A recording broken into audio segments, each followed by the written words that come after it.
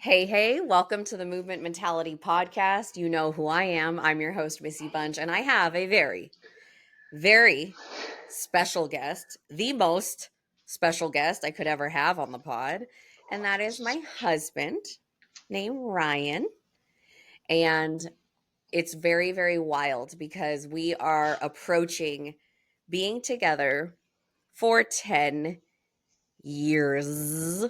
10 years this September/October, depending on how you count when we first met. So we just thought it'd be really fun to have him on the podcast, and he kind of knows what it's about, but kind of doesn't. He's really good about me just like throwing him to the wolves and figuring it out. So, Ryan, welcome to the pod. Oh, so thanks. So thanks for wow. Thank you for having me.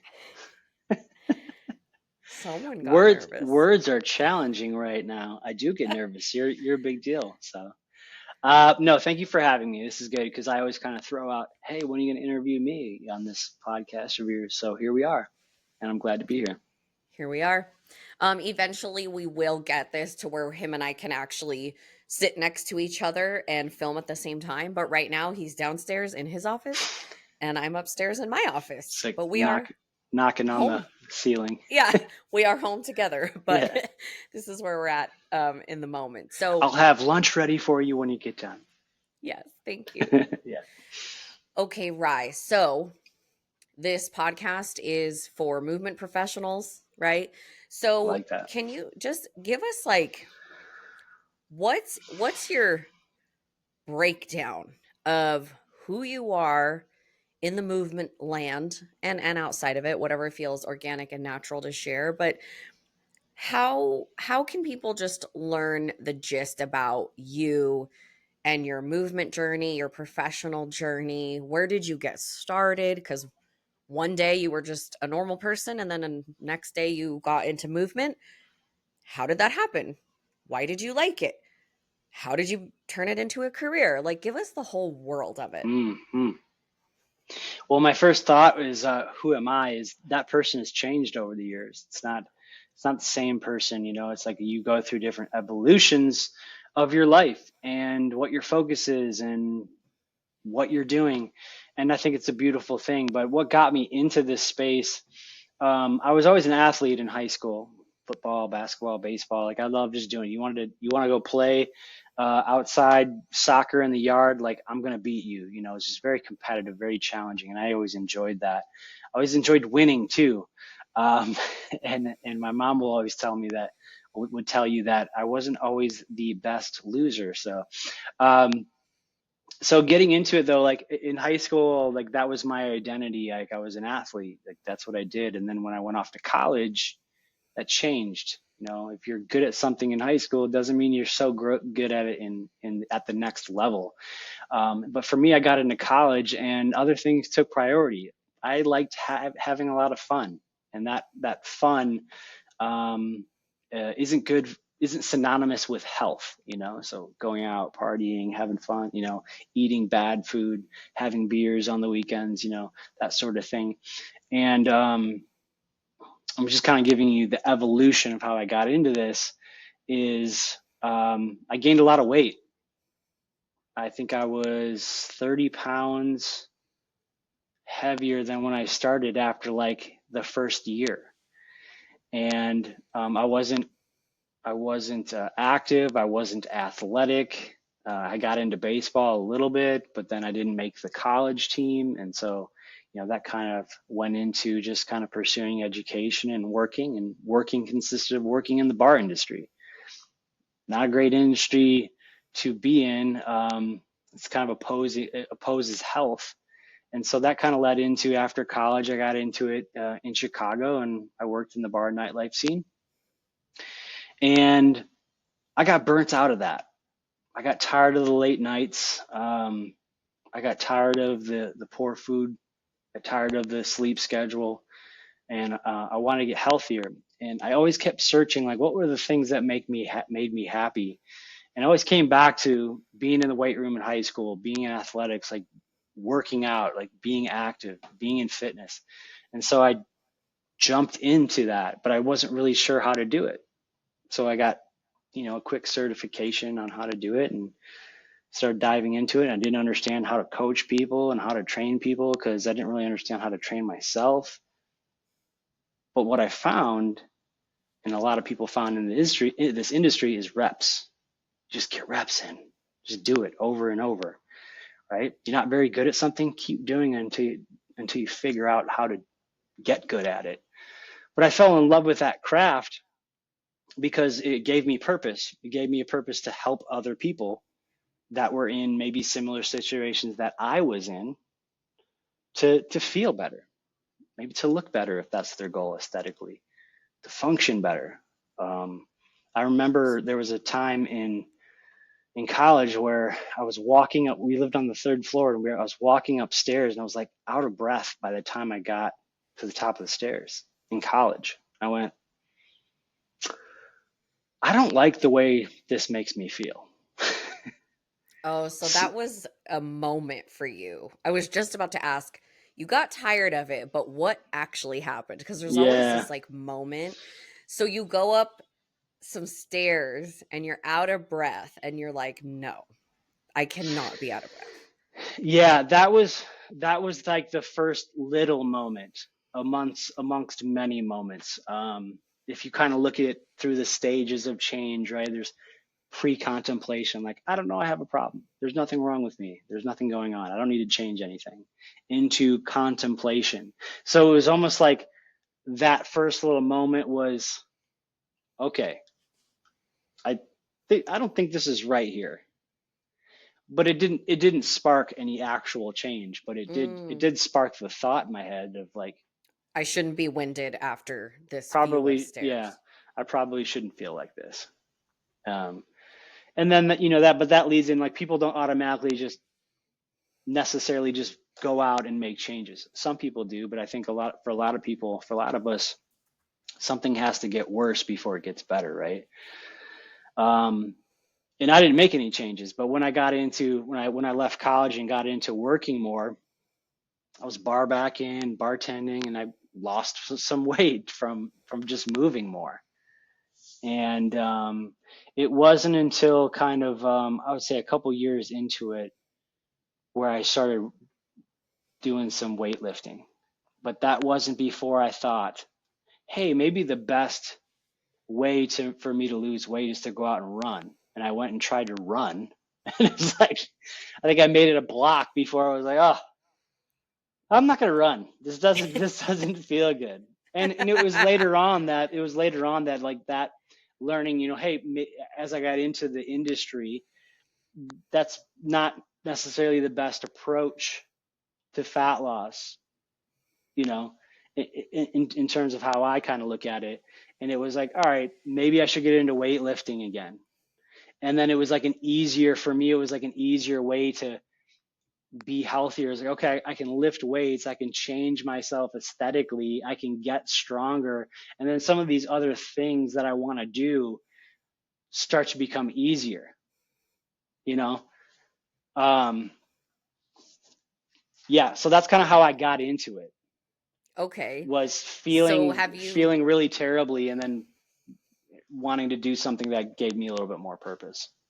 mm, so since, during that time, have you tried to do any competitions or races or anything that like challenged you? Yeah.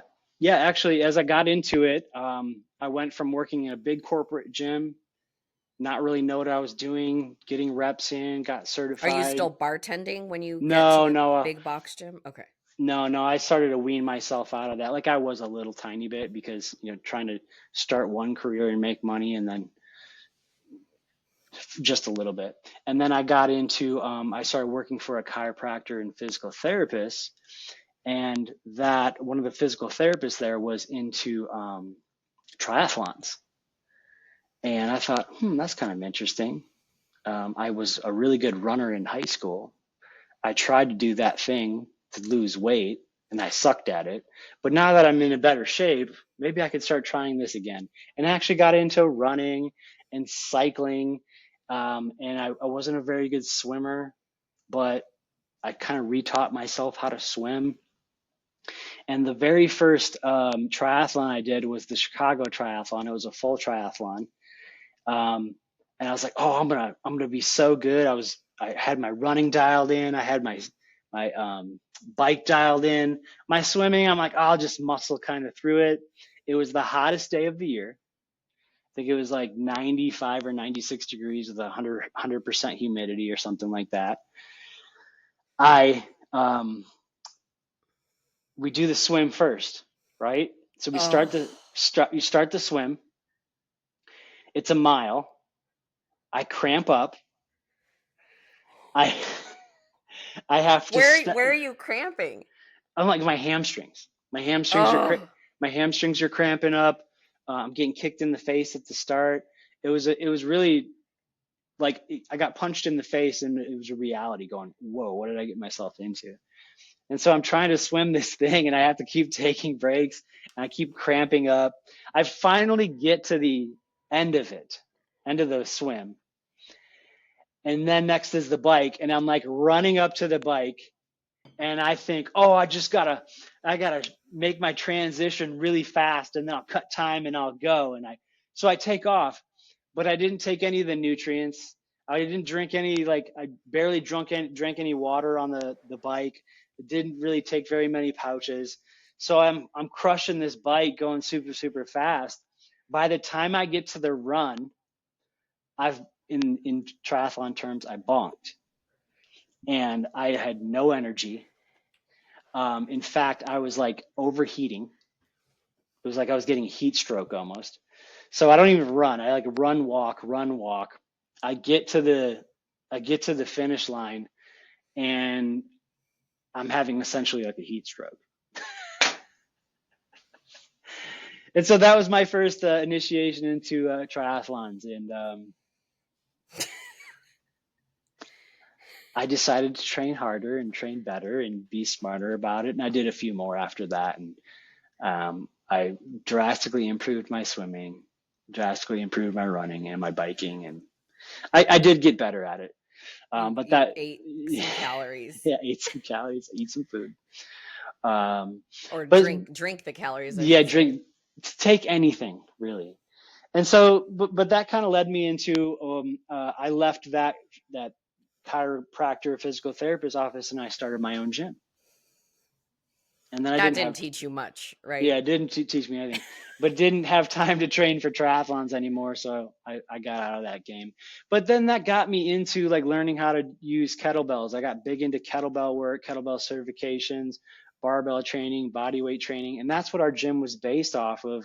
It was group training. It was a group training environment, supported by kettlebells, body weight, and some barbell work in there. And I would say that when I got into it, going through the kettlebell certifications were probably one of the biggest tool for influence on my coaching career, because it kind of shifted into teaching me how to like look at movement, like how people are moving, and how to cue people better versus just doing, you know, programming for people different sets and reps and exercises. It was more of like a movement philosophy. And I thought that was really cool. And those principles have carried over into my training today. That kettlebells in my office here that I can use whenever, wherever. So that was a big change for me as a coach. Okay, so yeah, you decide I'm gonna open this brick and mortar. What happens after that? What starts to happen? You're like, oh, this isn't just about movement running a brick and mortar. I have to Well, there's a whole business side that you have to know about running a gym that I didn't know anything about. At the time we just opened the gym and thought, hey, if you build it, they will come. Well, some people come, but not enough people to pay your bills initially. So going through that arduous process of learning how to run a gym too, and it's a sacrifice. Like a lot of people, when we get into this industry, don't realize that there's a big sacrifice that comes with it. I don't think a lot of people jump into the fitness industry to get rich. right? They might think they do, but there's a lot of work that goes into it. There's a grind that goes into it. If you're scheduling sessions in the morning and the evening, not a lot of people are training during the day. You got to build that client list. And that just takes time. And again, it comes back with repetition too. So when we're spending time trying to build a gym, you're not just making money to pay your personal bills. You have to pay the bills, the overhead of the gym first, right? You got to pay the rent, the electricity, the towel service, the cleaning supplies, everything that goes into it before all the software you use, before you even get to paying yourself. And that comes with sacrifice too. So when I thought I was done bartending, when I opened the gym, I actually had to go back to bartending to pay some of my personal bills for about a year before we got to a point where we're making money and able to pay ourselves, and I didn't have to rely on that. So you're talking about being at a gym from 5:30 in the morning till 6:30 at night, 7 o'clock at night, and then on the weekends go bartend, make money, do it all over again. Yeah. So looking back at that experience and the I'm not going to say torture, but the hard lessons you learned, what are 3 takeaways from your running a gym experience? It was 5 years, Chicago, a cool part of town, not like some, it's like you pick a place that costs more per square footage, right? So what are your, top takeaways from running a gym? Well, number one is have a plan, right? You got to have a plan for starting a business, like anything. Didn't have a plan going into it. What's our marketing going to be? How are you going to get customers? What's the plan for that? Next is understanding the dynamics of your overhead and cost and so forth ratios, right? Because you can have a plan in place, but if for example, your rent and utilities and all your overhead are higher, based off of square footage and everything, you can be making money, but you never might be able to make enough money because everything else is too costly for you to make money. So understanding the dynamics of that square footage and space and what part of town, Yeah. So what, Yeah. to be transparent, like what was your monthly overhead I just think to run it? I think before anything, it was like 14 or 15 grand. So we'd have to make at least 14 or 15 grand before we could do anything else, To really. even break even and Yeah, just yeah, exhale that the bills are paid. yeah, Is yeah, that including paying coaches? yeah, yeah. At the Okay. time, that was, yep, yeah. So And how many square feet was? that was only like 4,000 square feet, which is it's a good amount of square feet. Actually, I think it was like 3,500 square feet. 3,500 square feet. It was a good space, but two is like when we started, like we didn't need 3,500 square feet. We could have had a rent that was maybe 15 to 2,000 square feet and then grew with it. That would have made more sense. Not jumping right into that high square footage because you don't have the membership, you don't have the clientele to support that. And I think early on, had we had less square footage, had less overhead, then you have more money to put into marketing, you have more money to put into resources to grow your business faster. But it was a learning experience. That's what you get into and you go, okay. And I think a lot of people just jump into things because it looks cool. Oh, if I go off and I do this myself, well, there's a lot of things you have to consider before doing that. So talk to people who have already done it before you. I am not one of those people to tell you how to run a brick and mortar coaching business. I wasn't very good at it. So Well, you were a great coach. Good coach, great coach, loved coaching, Or are loved a the good people, coach. Yeah. the community is what was the driver. We built an amazing community of people, and still to this day, still keep in contact with a lot of those folks. But that was the blessing that came from that, was the people. But in terms of starting and running it, I would get into a coaching program or talk to a business professional before doing that, for sure. All right. So jumping forward, it's 2025. You make six figures doing virtual corporate wellness. How did you go from that to where you are now?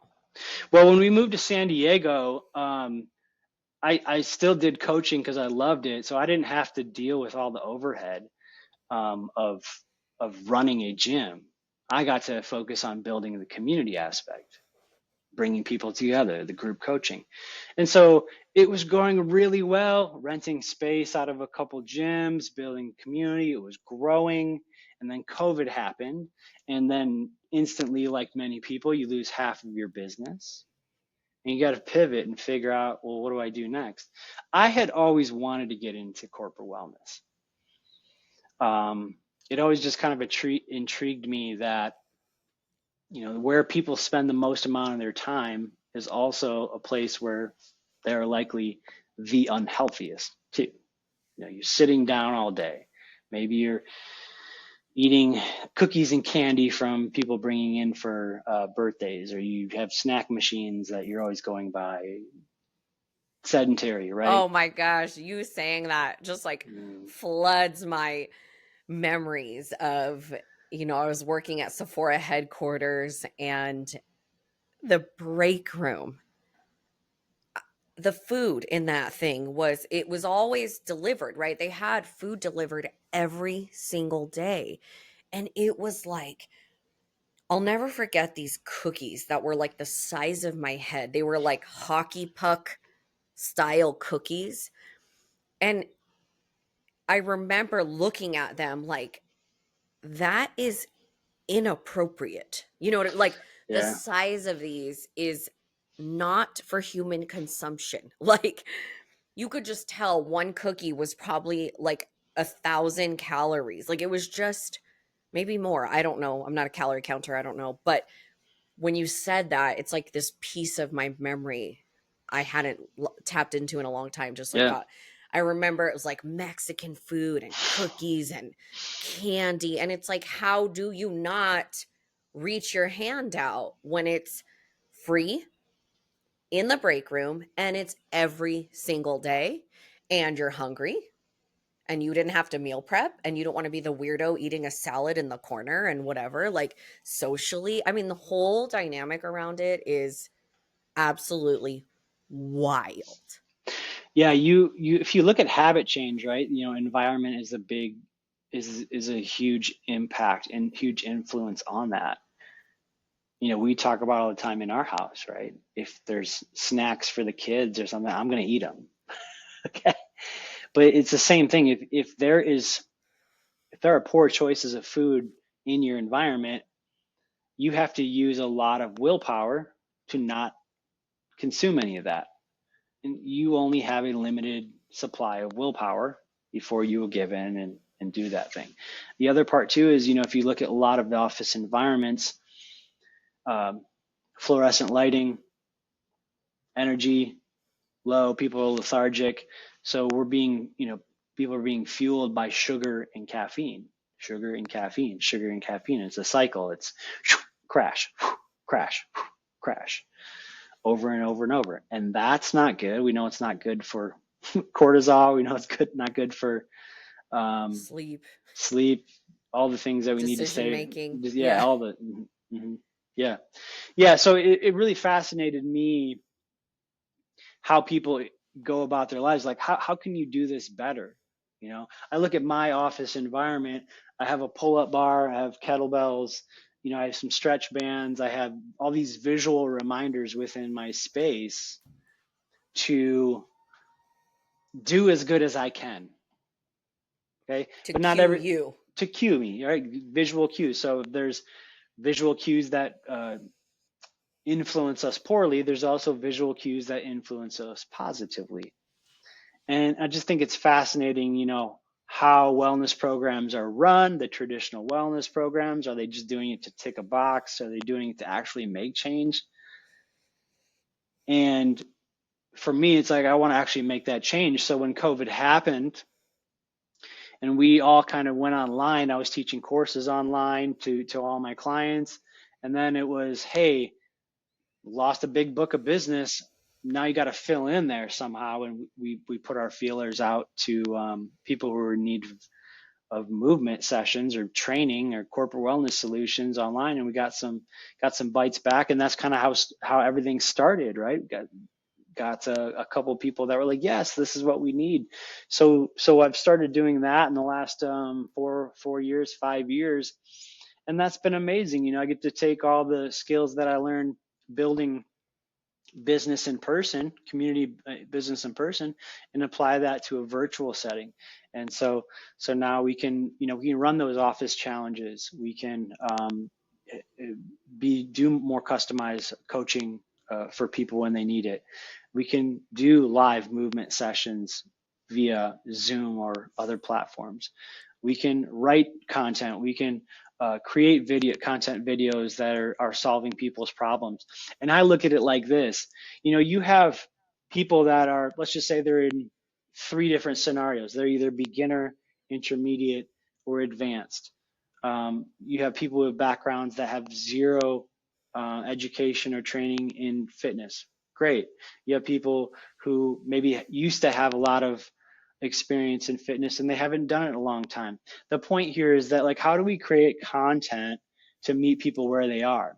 Somebody who doesn't know how to stretch, hey, let me teach you how to stretch, right? Here's a course for that.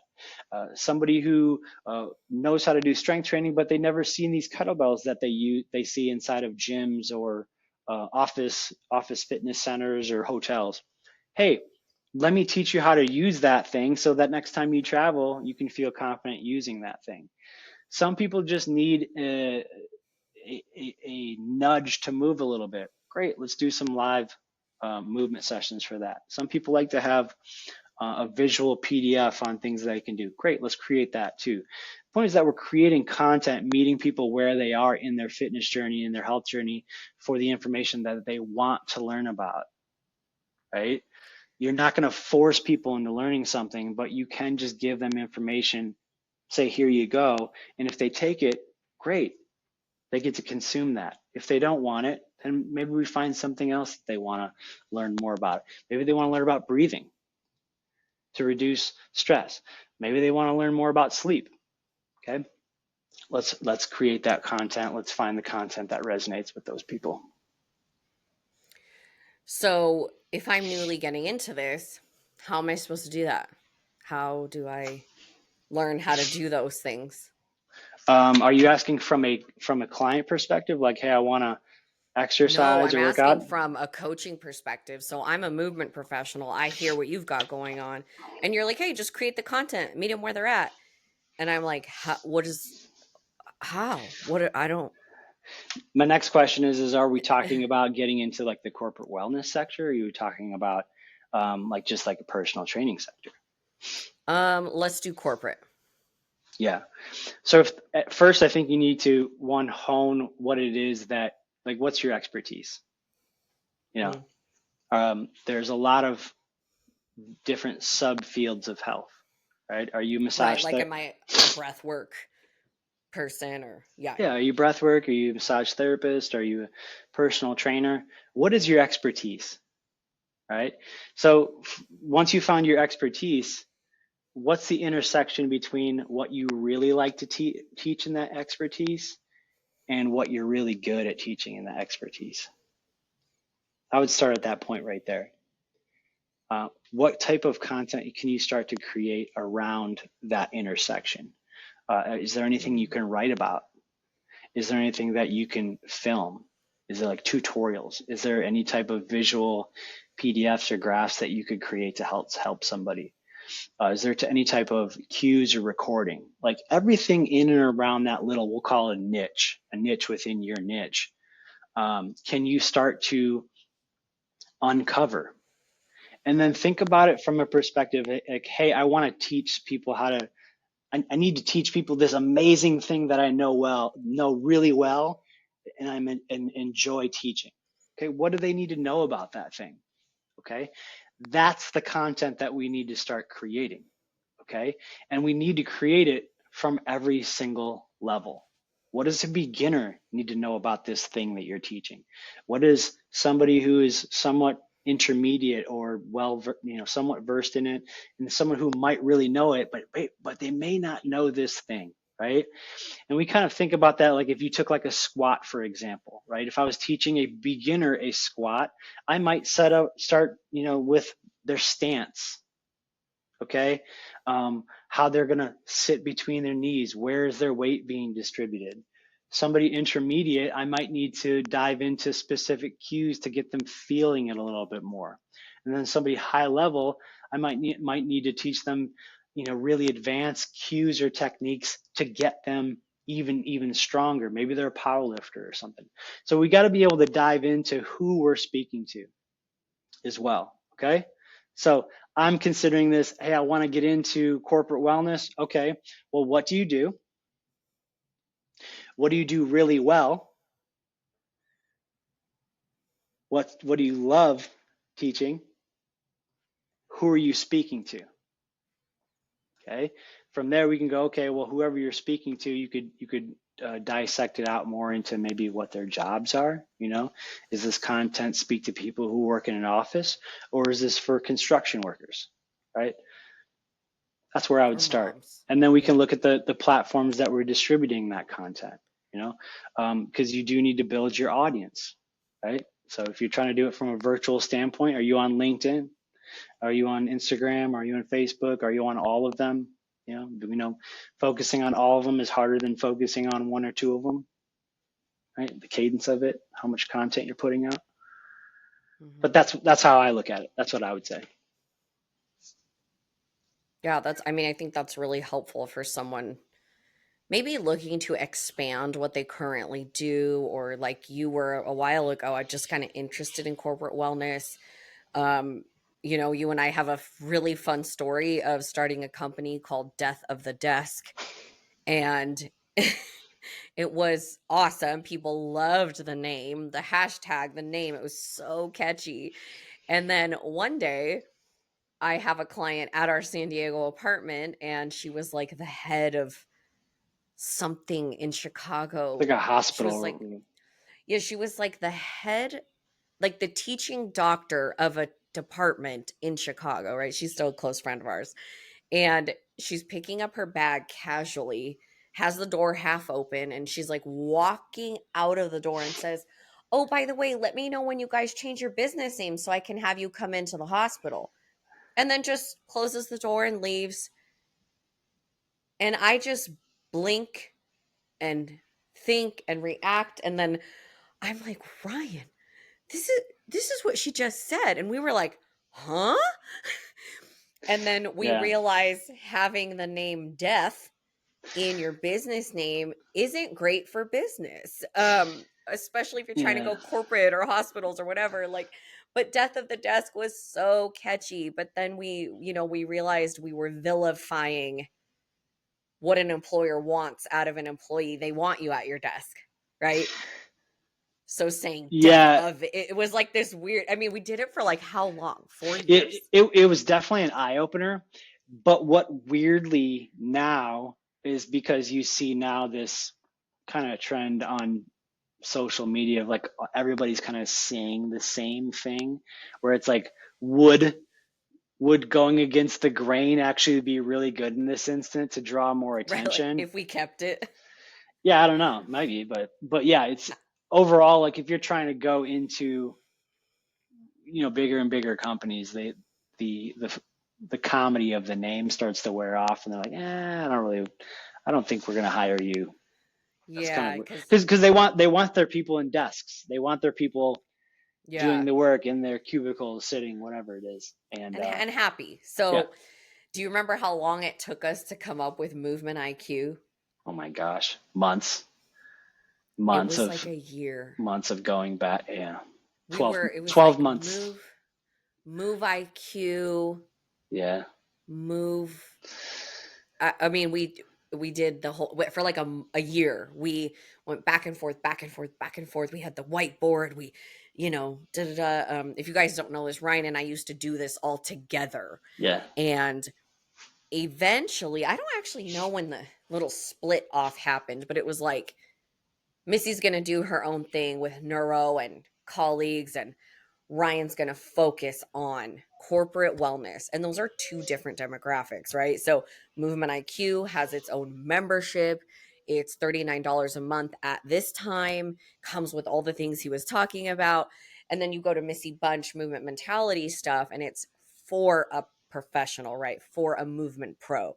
So they're intertwined, but not, but he helps me in my business, and he does his own thing. It's a lot to manage as two entrepreneurs that work from home together in the same house. We are never ever separate. But always separate.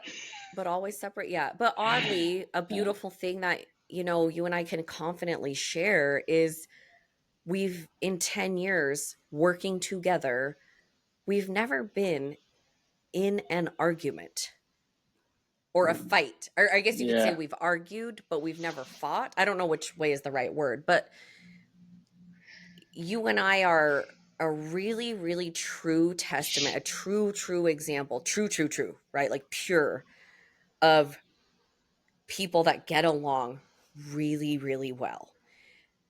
I still look back and I'm like, how could we have never, you know, fought?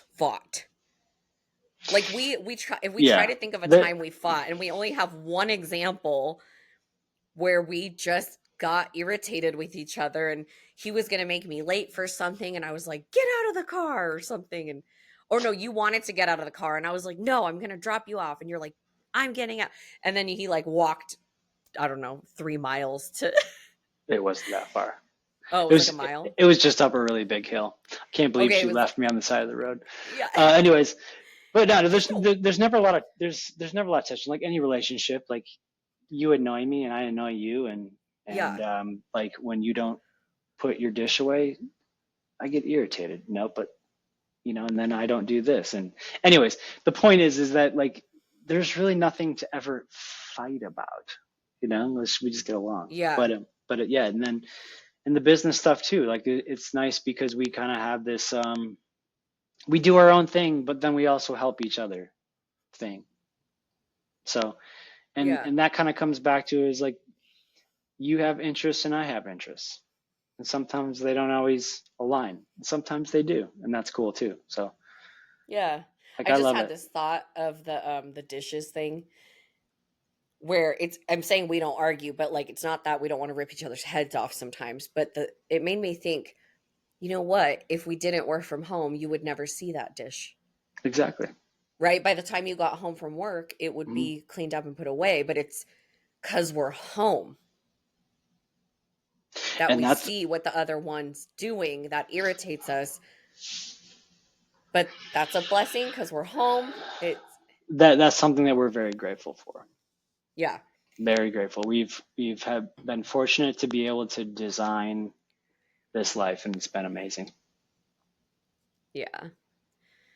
I was thinking about an example of, you know, a life by design, and it sounds crazy to say this, but I think it was a month or two ago, our little one, she's 2.5, I got a phone call that she had diarrhea and she had it twice that day, so she needed to be picked up.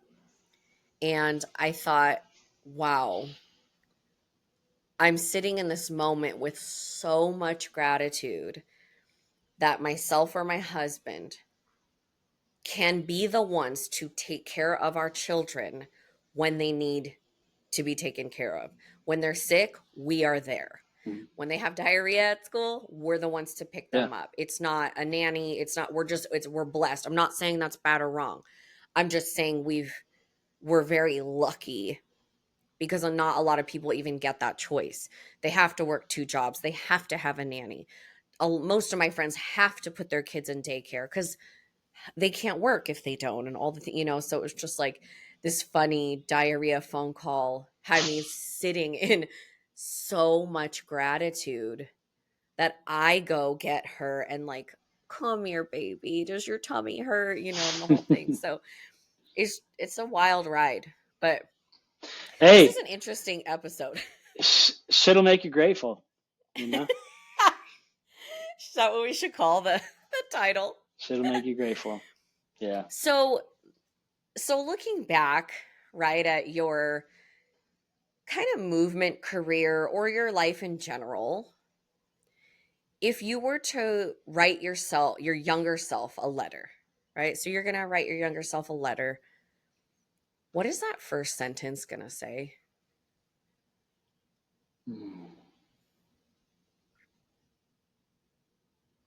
It's going to be fine. That's how it starts. It's going to be fine. And I say that because I think, we all question ourselves what we're doing. Are we doing the right thing? Are we pursuing the right thing? It's going to be fine.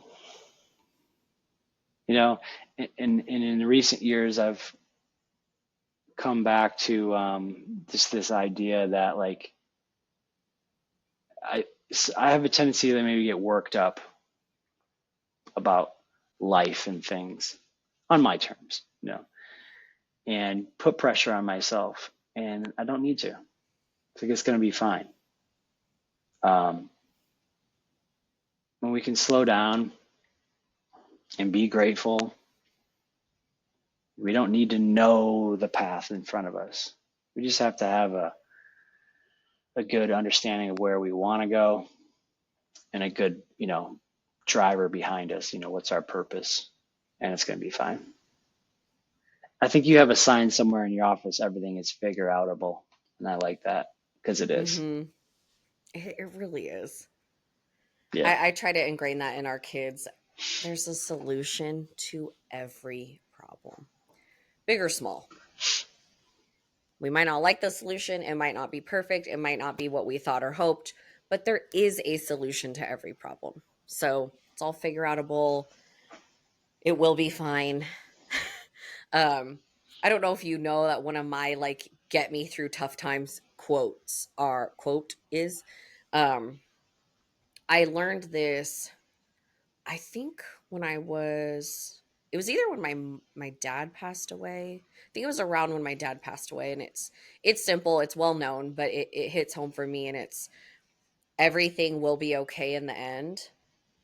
And if it's not okay, then it's not the end. Yeah, I remember you saying that. Yeah, and I used to write that everywhere because mostly my life wasn't okay, right? So I always said, okay, if it's not okay, it's not the end. If it's not okay, it's not the end because everything will be okay. And then I just like moved the words around and would say it to myself over and over. I almost got it tattooed on my arm once. And it's just like that quote kind of kept me going through some tough times. So, to the younger generation or to the younger Ryan, you write this letter, it'll be fine, right? Is there anything else that you would want to say to your younger self or to the younger generation of movement pros just trying to make something of themselves? You have this platform to talk to them right this second. What do you say? Yeah, I think for me is in this age of social media and everybody's online, like a lot of the hard work of getting the reps in and doing the shit is kind of lost. Like, go get the reps, go do hard things, go just get as many repetitions in. There's nothing that's going to take the place of you getting in reps with real people, right? So there's a lot of internet coaches out there that have never actually worked with anybody in person, which is mind boggling because you don't then understand the nuances of people and how each person can be so different. Go get reps in. Go, like, if you're a personal trainer, go to a local box gym and become a trainer there and just see as many people as you can and get paid terribly. Like, it'll be fine. You're gonna get a ton of good reps in. You're not gonna make that much money, and that's okay. But don't be afraid to get your hands dirty, work hard, get reps in. It's going to benefit you over time. There was a saying before. It was like a carpenter comes in to fix the leaky or the squeaky floor, right? And he walks around a little bit and he takes a nail, bang, and squeak is gone. And the guy's like $500. Like $500, you were here for, 2 minutes. He's like, yeah, but you didn't understand that it took him years of experience to figure out where to nail that nail. I completely butchered that saying, but you get the idea. Is like when you get those reps in, you're so much more valuable in the long term. You can do better work, better quality. So get the reps in. Yeah, so you know where to put the nail so that it is more efficient and faster. And, that Hormozy quote, it's like, I could hire someone cheaper than you. And then he says, what? Oh, I can't remember. It's no. Can you do it cheaper? I could do it for more. Yeah, I could do it for more. Yeah. I'm currently dealing with like a payment thing right now. And it's like, if you only knew how much time I'm saving you by you taking my program, you would pay 5 times the amount I'm charging, right? But it's just that, like, that value and the reps. It's like, because I've done the reps. I was actually never ever ever scared to do the reps and make very little money. In fact, I did that for most of my career. I didn't start making money until a couple years ago. So 90% of my career I was doing that. And it does really, really, really matter. And I'm taking this on a tangent, but it's making me remember, like, how did I learn to dance? You know how we did it back in the day? We had a VHS recorder. You stuck that thing in there and it popped down. You hit play and you watched Britney Spears do 3 movements and you hit pause. And it'd be like 1, 2, 3, rewind, play, 1, 2, 3, pause, rewind, play. Imagine having to learn choreography like that on a VHS recorder, when now you can just pull up a YouTube thing. You can slide your finger across and go to any part you want to. And it's like uphill both ways. But the way I learned it made me what? Really freaking good. Like, my best friend and I were very talented because of the way we had to learn it. There was no easy way. It was only the hard way. It was only play, rewind, stop, play, rewind, stop, play, eject, put it back in, blow on it if it was not working. Like, the whole world, right? And I'll never forget it. She had 3 little wiener dogs, and I was always like, okay, not my fave, but there they are. Well, hard work beats talent when talent doesn't work hard, right? What? You said that really fast. Hard work beats talent when talent doesn't work hard. So you can be as talented as you want to be, but if you don't,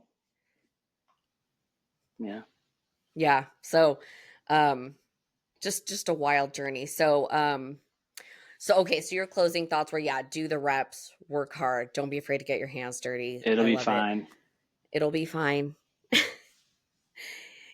So thank you for being on the show. Thanks for having me. I loved interviewing you. Thanks for having me. It's good to be here. We'll do another one in person at some point. We'll do like a how we met, maybe. That would be really fun. Yeah.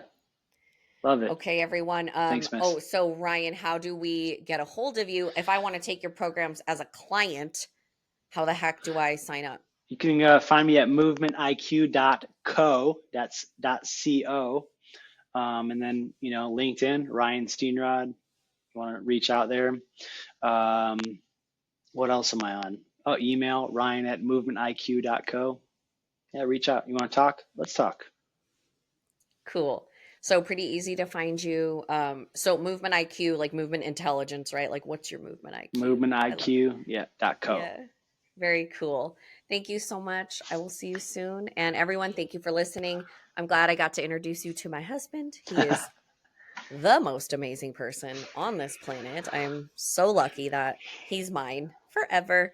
And I'm so glad I got to share him with you today. Bye.